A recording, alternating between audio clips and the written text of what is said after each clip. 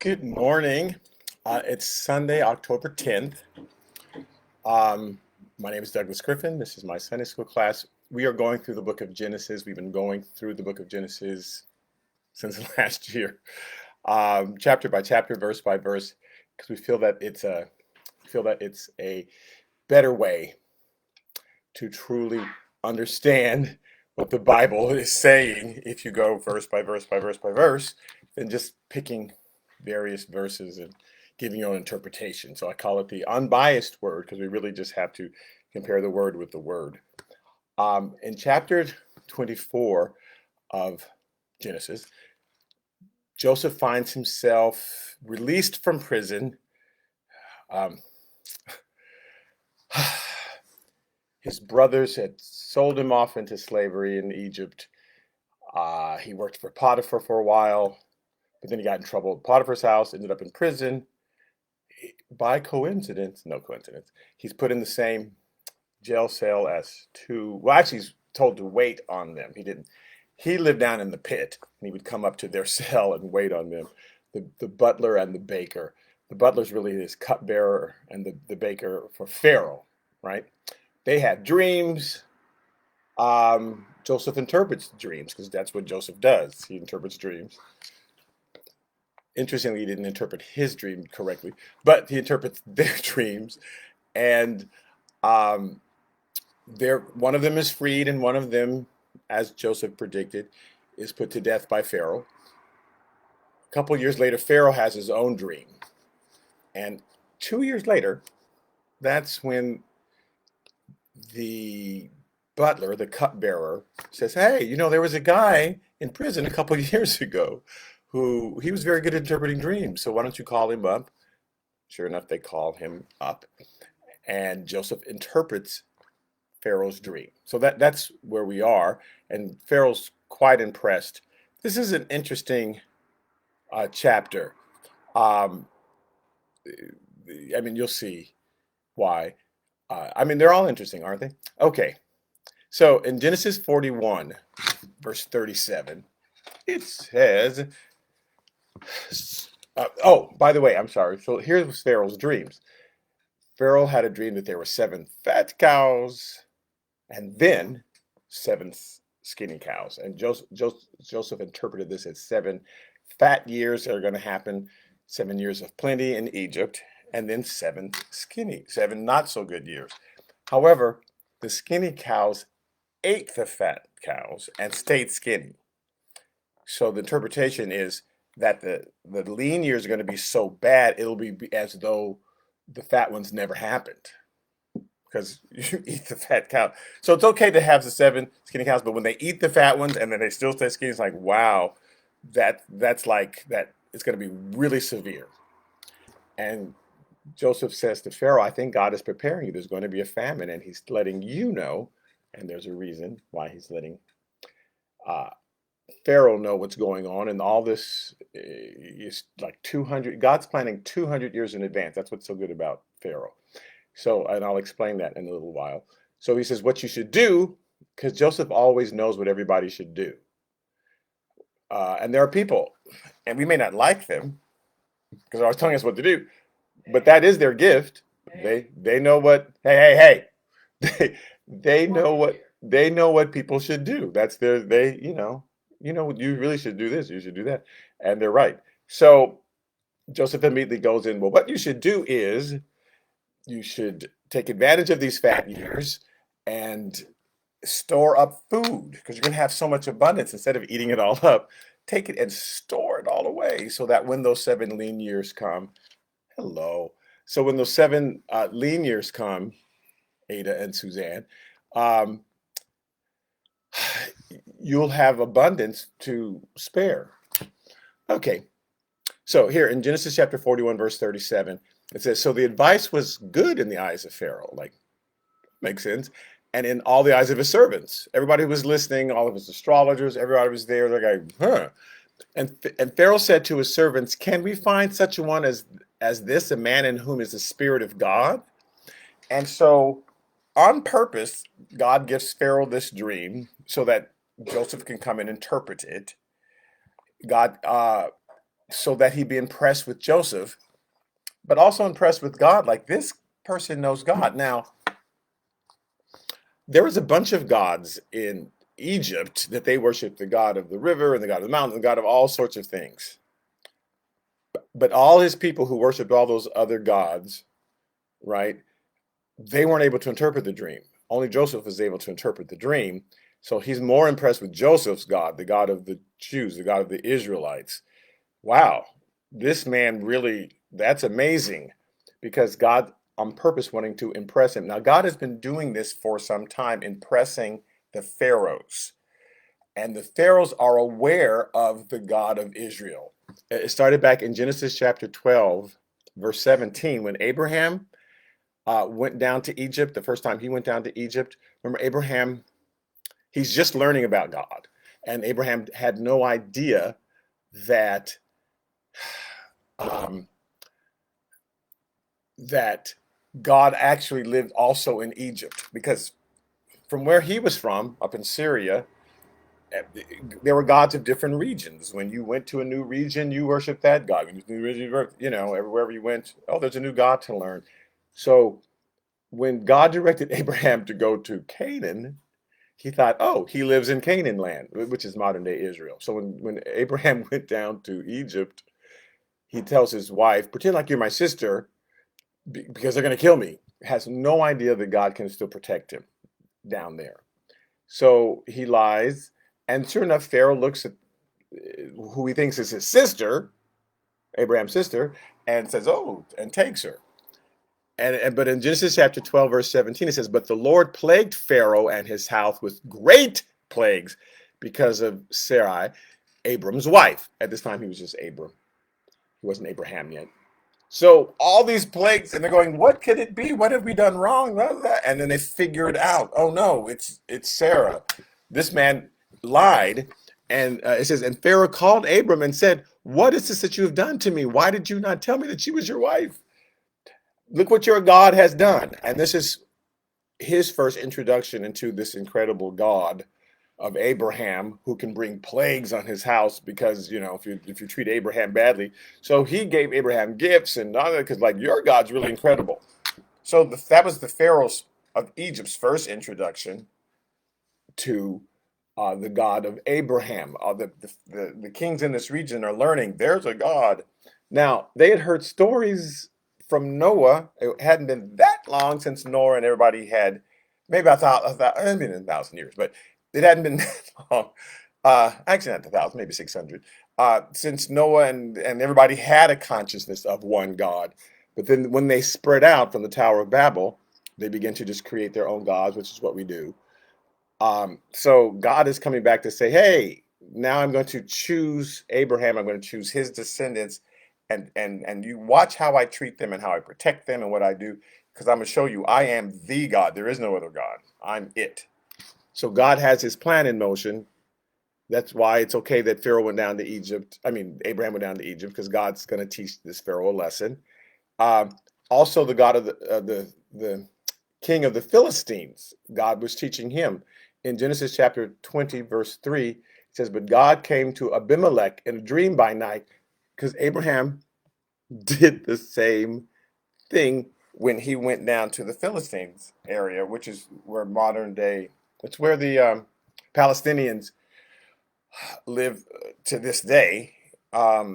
He went down there, and that's kind of south. Abraham lied to this king. And obviously he didn't lie to the last king a second time. The last king was like, hey, I recognize this lie. So it's a new king that he's lying to and saying, this is Sarah. Sarah, just say that you're my sister. So in this case, instead of plagues, it says God came to Abimelech in a dream by night and said to him, indeed, you are a dead man because of the woman you have taken, for she is a man's wife.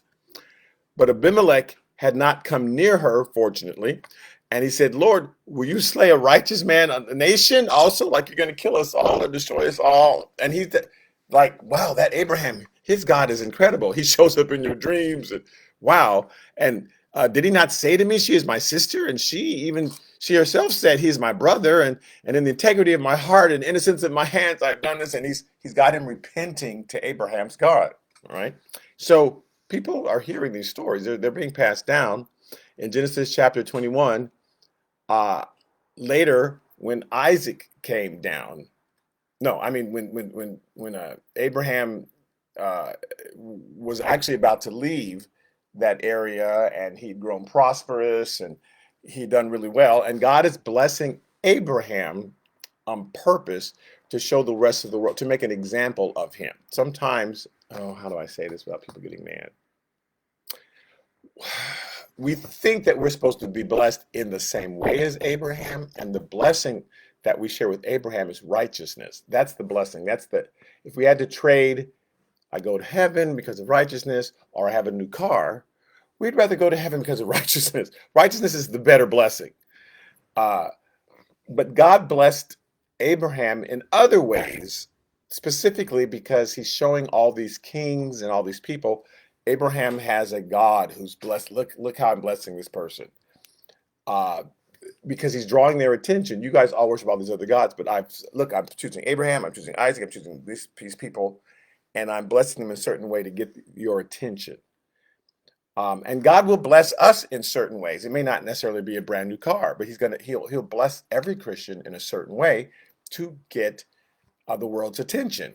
But God chooses the way he's going to bless us. He listed like hundreds of blessings when the children of Israel came out of Egypt, and you'll be blessed in the city and in the country and in the and up and down and those are all the different ways he's going to bless us. And one of those ways, or 5 of those ways, or 10 of those ways, he will bless us personally. But not all 100 of those ways does he bless every single Christian. Obviously, it's not like bad doctrine, but he does bless every single Christian, just in the way that he chooses, right? This one has this particular talent and this particular gift, and so that the world will look at us and go, wow, there's something different about that person. So in Abraham's case, he blessed him with all these things. And it says in Genesis 21, verse 22, and it came to pass at that time that Abimelech and Phicol, the commander of his army, spoke to Abraham, saying, God is with you in all that you do. Again, he's wanting these kings to learn, like, wow, there's something different about this guy. Now, therefore, swear to me by God that you will not deal falsely with me or with my offspring or with my posterity. Like, clearly, you're going to have an army and you're going to have all this stuff. So let's make a covenant right now so that my children and my grandchildren, right? Because he's aware this is going to continue. I can just see this is going to continue. So that my posterity, but that according to the kindness that I have done to you, you will do to me and to the land in which you have dwelt. So, so the legend of Abraham and the children of Israel and how God blesses them is being passed down person to person. In Genesis chapter 26, I think this is when Isaac is down there. And they said to Isaac, but they said, we have certainly seen that the Lord is with you. Like, this is a thing that's going to carry. So we said, let there now be an oath between us, between you and us. Let us make a covenant with you that you will do us no harm, since we have not touched you, and since we have done nothing to you but good, and have sent you away in peace. You are now the blessed of the Lord.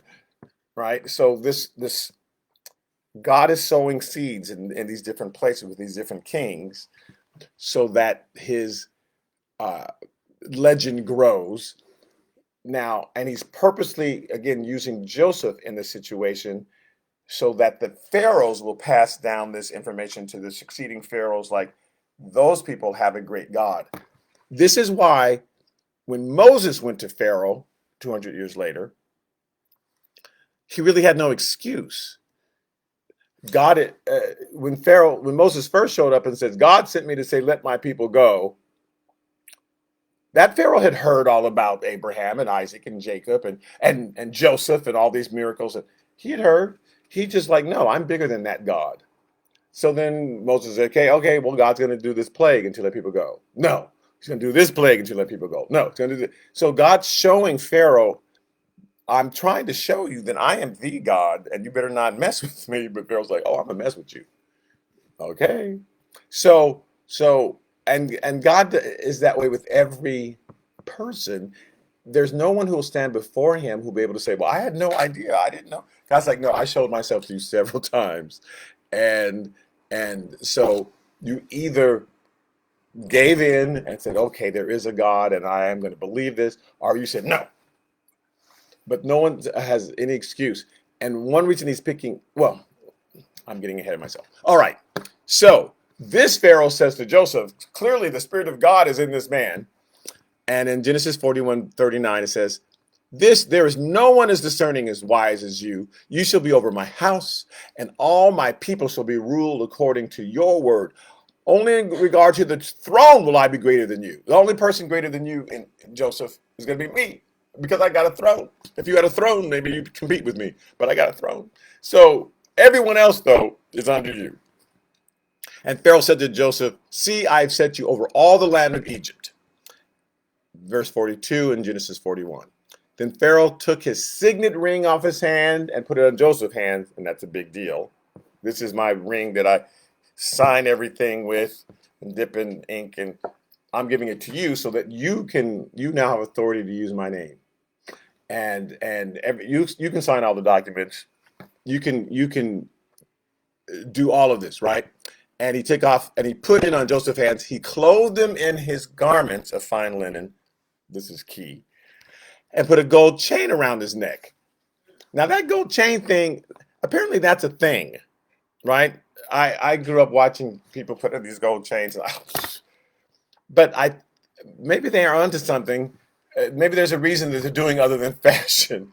In Daniel chapter 5, verse 5, what is his name? Belshazzar, I think, who's this the next prince in line after Nebuchadnezzar in Babylon. He's holding a big banquet, and they've just plundered the temple that was in Israel and brought all the gold back, and they're drinking wine and playing with God's gold and all that. It's kind of just spitting in the eye of God. We went to the Jewish temple. Their God ain't so much, because we were able to just walk in there and take all this stuff, and now we've got it here, and this is his attitude. So in the middle of the banquet, in front of everybody, it says in Daniel 5:5, and in that same hour, the fingers of a man's hand appeared. Just the fingers, and wrote opposite the lampstand on the plaster of the wall of the king's palace. And the king saw the part of the hand that wrote. So he just suddenly a hand just said, so God is very dramatic, right? This is how much above you I am. I'm just going to put my fingers down there and start writing on the wall. You're not even worth just totally showing up, just my fingers. And then the king's countenance changed, and his thoughts troubled him naturally, because a hand has appeared and is writing on the wall, so that the joints of his hips were loosened. I love that. What does that mean? It's like he became Elvis. His hips were loosened. And his knees knocked against each other. And it was so pronounced that they had to record it in the Bible. This man's hips started to just get loose, and his knees are knocking. That's trouble. That's trouble. That's not like, ooh, have mercy. That's like, ooh, help me, Jesus.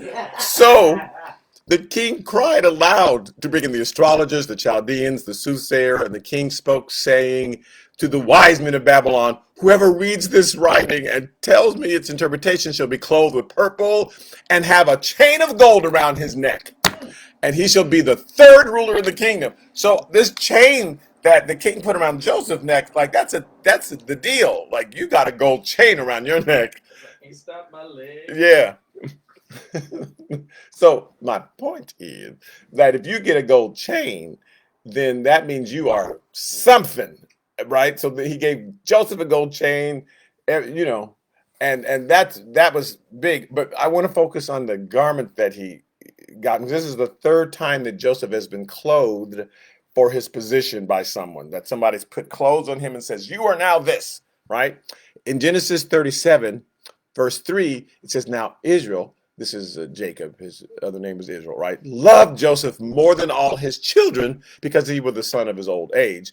Also, he made him a tunic of many colors. So he puts this robe on Joseph as a child and says, you are special. I love you above all else. And this is significant. This will especially significant later. But he puts this robe on him. And so it came to pass when Joseph came to his brothers. Now, Joseph innocently comes to his brothers, not aware that his brothers hate him. The Bible records it several times that they never spoke peaceably to him. They were always mean to him. And how dare, and Joseph totally ignored it because he knew everybody loves me because I got on my coat. So he walks up to his brothers, not thinking they're mad at me, and they stripped Joseph of his tunic. So they stripped it off of him, this tunic of many colors that was on him, and they took him and cast him into a pit, and the pit was empty. There's no water in it. So three things here. Someone puts on this robe on Joseph and tells him, you're important, you're above everybody, you're incredible. But the people that he's supposed to be helping strip him, right? And take that off of him because it gives him a certain attitude, and they throw him in the pit, but he's innocently walking up to these people. In Genesis 39, verse 11, verse 4, I'm sorry, now that Joseph is in Egypt working for Potiphar, it says, so Joseph found favor in his sight and served him. And then he made him overseer of his house. So he obviously dressed him in garments, and you are now the overseer. And all that he had, he put under his authority. So there are people, again, probably upset with Joseph, like, how's this Egyptian? But still, this is who you are. You're now the overseer of all people. And verse 11 says, but it happened about this time when Joseph went into the house to do his work, and none of the men of the house was inside. And again, Joseph is oblivious. He was oblivious that his brothers hated him. He's oblivious that this woman is after him because I've got on my coat and everybody loves me, right? And she caught him by his garment saying, lie with me. But he left his garment in her hand and fled on the outside. So again, he's been stripped. This is not a coincidence. God's allowing this to happen. He's been stripped again, right? So this is the third time. Again, Genesis 41:42. Then Pharaoh took his signet ring off his hand and put it on Joseph's hand and clothed him in garments of fine linen and put a gold chain around his neck. And here you are over everything. This happens each time in Joseph's life. It is his gift. But Joseph has an attitude about his gifts that makes him oblivious to people. So, and God gifts us all, but we have to make sure that we understand that the gift is from God. It's not we didn't gift ourselves. And so Joseph is clothed and because he's able to see, but people put clothing on him, right? And so he listens to people more than God. People say, you're this, you're incredible, you are this. And he's like, oh, yes, I am, right? And this is what gets Joseph in trouble. And in this third version, you'll see how it gets him in trouble. And no one preaches it this way, but it's all right there in the text, right? So he clothes them, and then Joseph believes what the people are saying about him. Joseph's like, oh, yes, I am incredible, right? So in verse 43, Pharaoh had him ride in the second chariot which he had, and they cried out before him, the people. So Pharaoh's in the first chariot, because the chariots are like little sports cars. You can't get a bunch of people in them. And then, but Joseph's in the second chariot, riding right behind him, and the people cried out before him, bow the knee.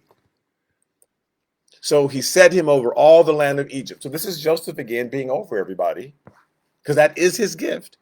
But he's thinking, no, it's me, right? And Pharaoh also said to Joseph, I am Pharaoh, but without your consent, no man may lift his hand or foot in all the land of Egypt. You know, people won't even be able to lift their foot or their hand unless you approve of it. So now Joseph's been doing this for a while. He says, and Pharaoh called Joseph's name Zaphnath Paneah, which means revealer of secrets. And oh, here he comes, the revealer of secrets. We better bow down to him or he's going to reveal our secrets, right? Because that's his name in Egypt. So he gave him as a wife Asenath, the daughter of Potipharah.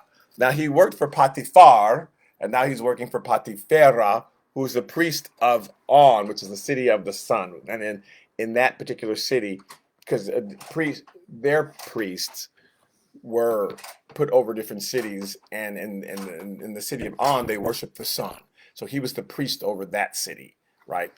And so Joseph's marrying the daughter of like the second most important man in Egypt. I mean, the priests were like big deals in Egypt because they felt that the gods controlled everything. The god of the Nile, the god of the sun. I mean, if you're the priest of the guy who controls the sun, then you've got much power.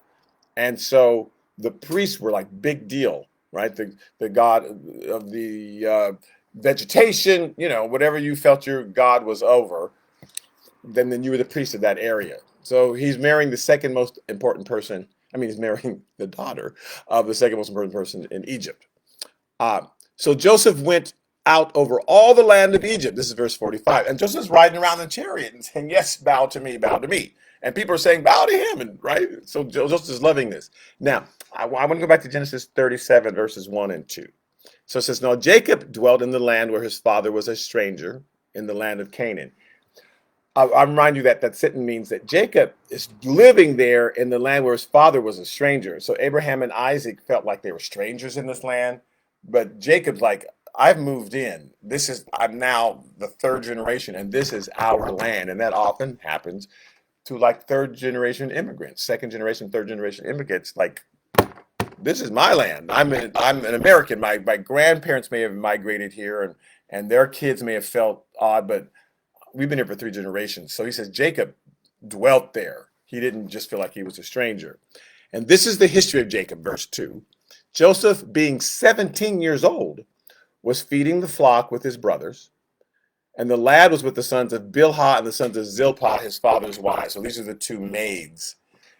The sons of Leah, who was Jacob's first wife, they would have nothing to do with Joseph. So he's with the sons of the other two maids. And Joseph brought a bad report of them to his father. So Joseph was the tattletale, remember? And they're not doing right. And then not knowing that's not aware. Don't you know that your brother's going to hate you for that?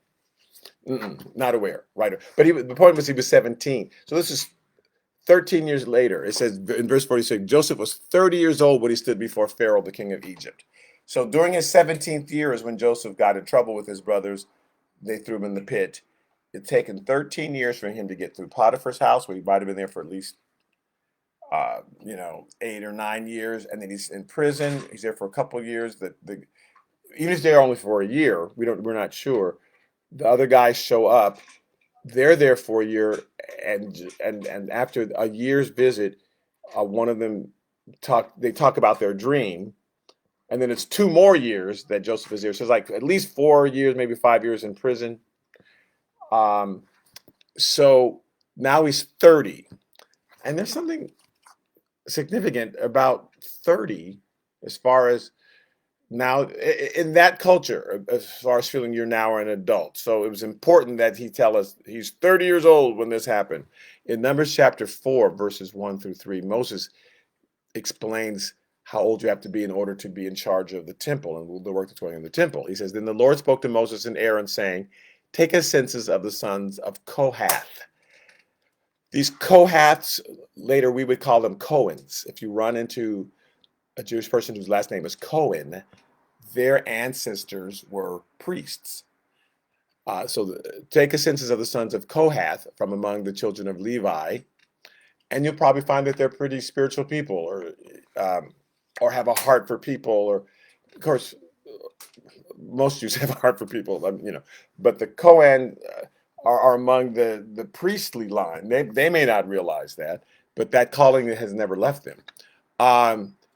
So it says, take a census of the sons of Kohath from among the children of Levi by their families, by their father's house. So Levi had many kids, but these specific priests were called to be over the work. He says, and from 30 years old and above, even to 50 years old. So that's the limit. Starting at 30 and then to 50, it says, all who enter the service to do the work in the tabernacle of meeting. So that's when you start looking at them. And once they turn 30 years old, that's when they begin to do some work in the temple. That's when they're old enough to be in charge. In 2 Samuel chapter 5, 2 Samuel chapter 5, verse 3, says, therefore all the elders of Israel came to the king at Hebron. They're coming to King David, right? They crowned him king. Saul has just been killed because Saul wouldn't listen to God. And King David made a covenant with them at Hebron before the Lord. And then they anointed David king over Israel. And it says, and David was 30 years old when he began to reign, and he reigned 40 years. So there's something about being 30. In Luke chapter 3, verse 23, now Jesus himself began his ministry at about 30 years of age, because that's the age that they felt people were mature enough, that men were mature enough.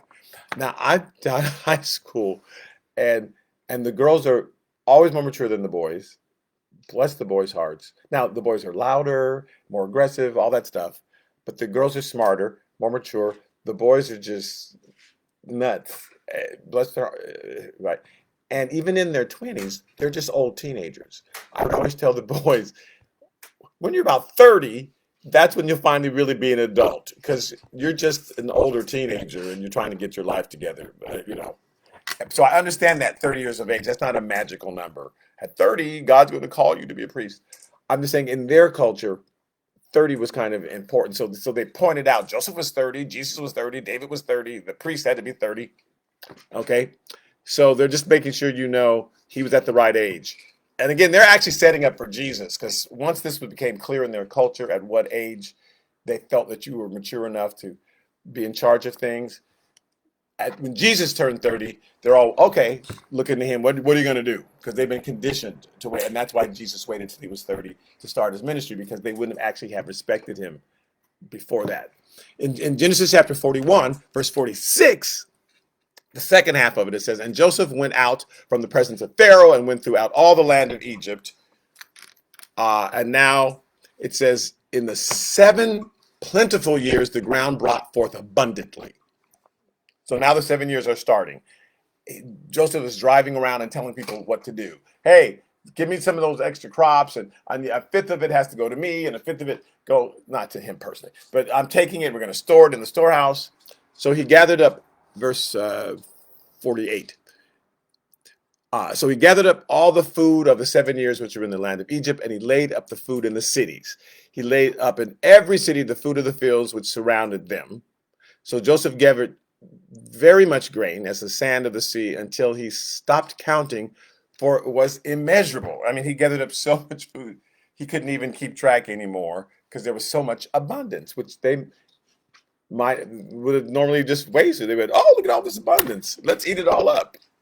And not knowing God's giving you this abundance, not so you can eat it all up and let's splurge and let's go all over. But because God knows the lean years are coming, and so he's telling you, save it, right? And which they wouldn't have done if it wasn't for Joseph. And every city he made storehouses. So the storehouse is not just in the main city where Joseph was, but in every city, storehouses.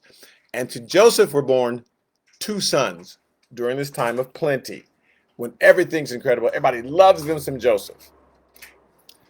And to Joseph were born 2 sons before the years of famine came, whom Asenath, the daughter of Potipharah, priest of On, bore to him. Let me correct one thing I just said. Everybody wasn't loving them some Joseph. Actually, they were all bowing to Joseph, and because Joseph was telling everybody what to do, and they were scared of Joseph, which is why, and it's the Pharaoh that loved Joseph. The Pharaoh's like, this man is fantastic. The people were like, he's telling us what, which is why when that Pharaoh was gone, suddenly everybody turned on the Israelites. It's very easy for them to switch over, because Joseph was not the best type of leader as far as Joseph would tell on you in a minute, right? And okay, all right. But Pharaoh loved him, and he was doing God's work. Joseph was doing God's work. So that's all that matters. It doesn't matter whether people like you or not. It matters, am I doing what God told me to do? Of course, if Joseph was doing it in the way God wanted him to do it, it'd have different. But at least he was doing what God told him to do. So he's having 2 sons. In verse 51, it says, Joseph called the name of the firstborn Manasseh, which he says, for God has made me forget all my toil and all my father's house. So finally, Joseph has let go of, I'm letting that go. He had some feelings about all of that. I'm putting in all my father's house. Now, Joseph had been holding on to his dream. He told his brothers his dream, and then they throw him in a pit. He didn't let go of his dream. He's screaming, let me out, because I'm supposed to have, and again, his interpretation is, in Canaan, my brother's going to bow to me, because my father's going to leave me all of his land. Reuben messed up, Simeon messed up, Levi messed up. He doesn't know it's all going to son number 4, who's Judah. Joseph thinks it's all going to him.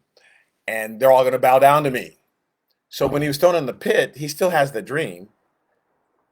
When he sold to Potiphar, when the woman came to him and said, "Ooh, lie with me," he didn't say, "No, I would never do that to Potiphar." He said, "No, I've got a great position here, and the man trusts me, and he's put me in charge of it," because he's thinking, "I will do so well that Potiphar will say, 'Thank you so much.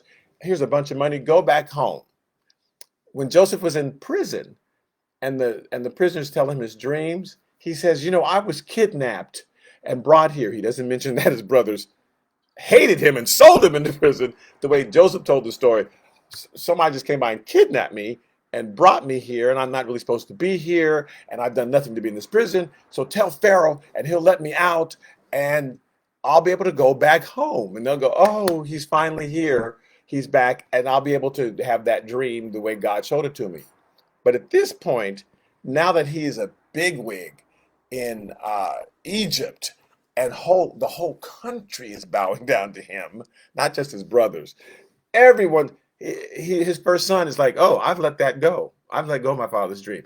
Joseph's not, because I keep them hearing about his faithfulness to God, and he never let go of his dream. Yes, he did. He named his son, "I have let go of my father's dream." I mean, I've forgotten all my father's house. That whole thing, I've let it go.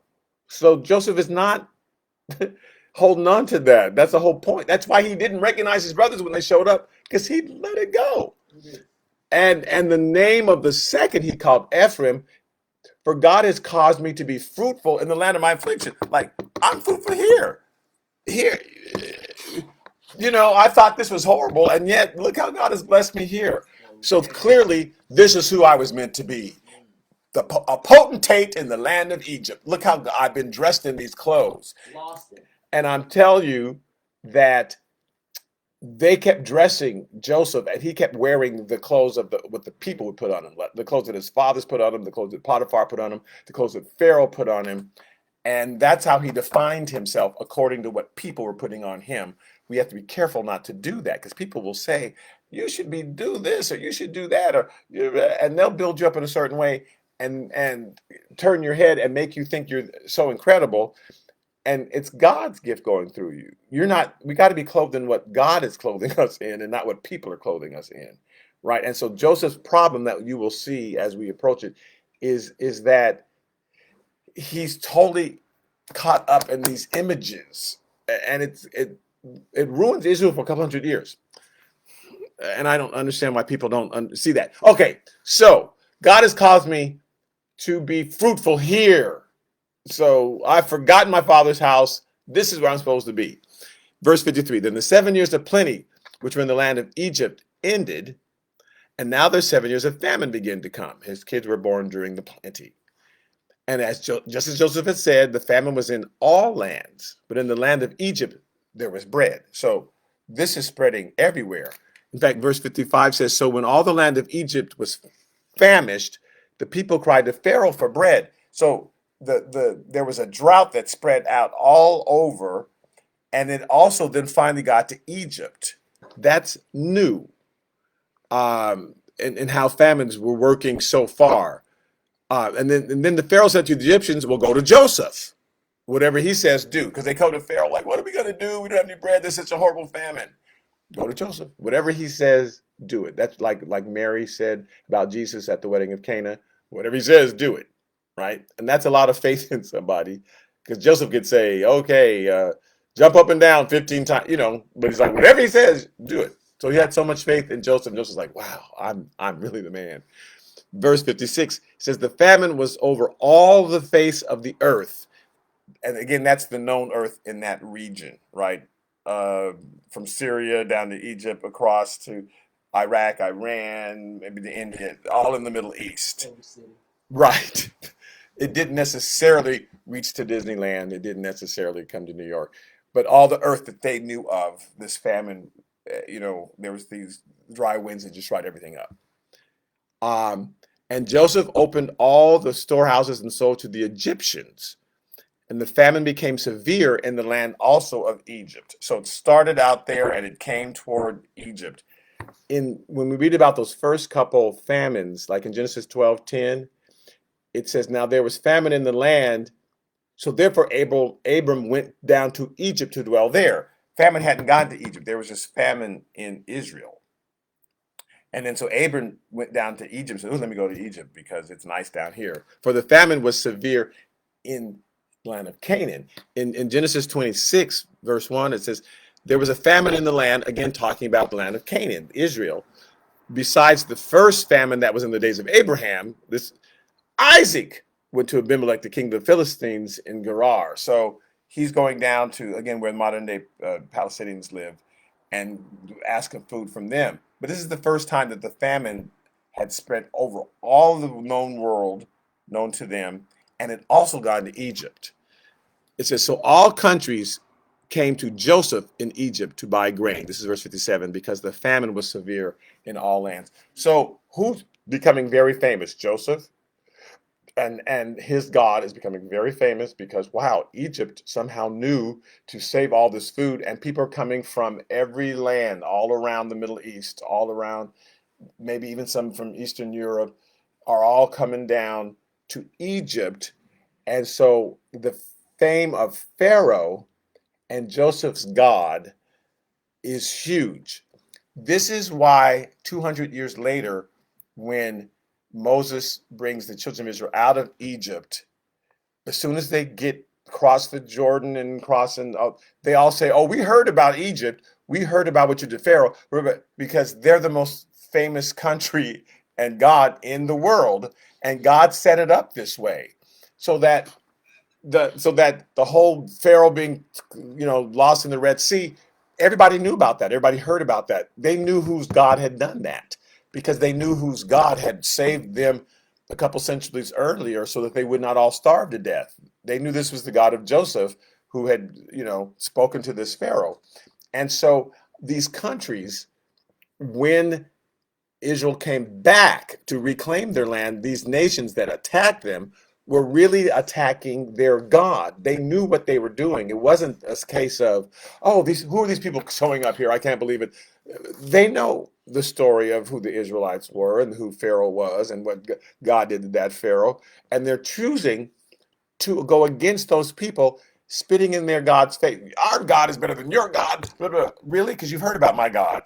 Well, let me show you. I can show you better than I can tell you about how great God is. And so he would destroy these nations. However, Rahab, we know, the harlot, she was like, oh, we've heard all about your God, and I'm with you. So the people who rightly heard and said, that God is incredible, that's who I want to be behind, they were all saved. The people who said, I hate that God. I know what he's done and I don't care, they were destroyed. And that's what's going to, again, I just keep coming back to Judgment Day. That's why nobody will stand before him. God makes sure that everybody has some knowledge that affects them in a way that they'll know that there's a God, and they can either accept it or they can fight it. But no one will stand before God and say, I never heard, I never knew. And that my wife always says, roll tape.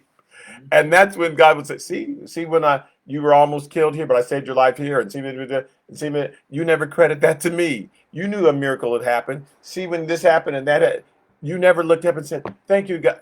But that's your choice. But you knew that miracles are happening in your life, and you choose to credit it to your own ingenuity or to luck or your rabbit's foot, or even though the poor rabbit's like, get my foot back. That clearly is not a lucky foot. But you credit it to anything else other than the God of heaven. So that's your choice. But surprise, here I am. And so God is setting things up centuries in advance. And that's what he does in our lives. So that's why it behooves us not to panic and freak out when things are happening, because God has set up circumstances hundreds of years before we were born that are paying off today. So he's got it under control. God knows what's going to happen. He's good. He knows what the seasons are coming because he set all things in motion. So when we're in a situation, there's a famine in the land, we go, okay, God, where's your provision? Because you knew this famine was coming. You knew this day was coming. So I believe you've got provision for me. I'm not going to freak out. He does all things well, the Bible says. All right. So we're going to continue next week. It's just gooder and gooder to me. This is like my favorite story in the Bible. Okay. And also on Wednesday nights, we're going through the book of Matthew. I believe we'll be finished with Matthew this week. I believe, and we'll start in the book of John after that. So thank you again for listening in. Hey, Denise and Rodney, you guys, Jan, uh, uh, and and everybody, all of you, thank you so much for tuning in, and I'll see you next week. All right, bye bye.